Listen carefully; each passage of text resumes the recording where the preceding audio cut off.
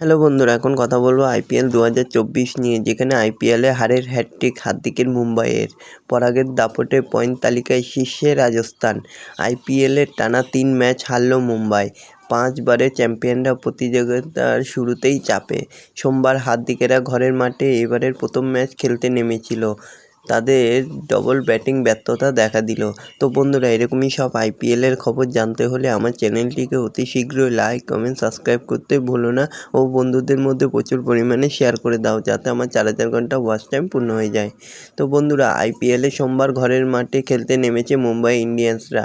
সেই ম্যাচে অসহায় আত্মসমর্পণ করতে হলো মুম্বাই ইন্ডিয়ান্সকে। টস জিতে মুম্বাই ইন্ডিয়ান্সকে প্রথম ব্যাট করতে পাঠান রাজস্থান রয়্যালসের অধিনায়ক সঞ্জু স্যামসন।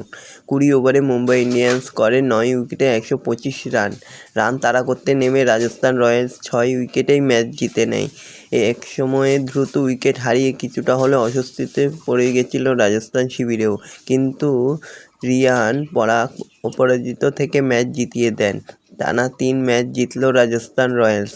তো বন্ধুরা, এরকমই সব আইপিএলের প্রতিদিন খবর জানতে হলে আমার চ্যানেলটিকে অতি শীঘ্রই লাইক, কমেন্ট, সাবস্ক্রাইব করতে ভুলো না ও বন্ধুদের মধ্যে প্রচুর পরিমাণে শেয়ার করে দাও, যাতে আমার 4000 ঘন্টা খুব শীঘ্রই পূর্ণ হয়ে যায়।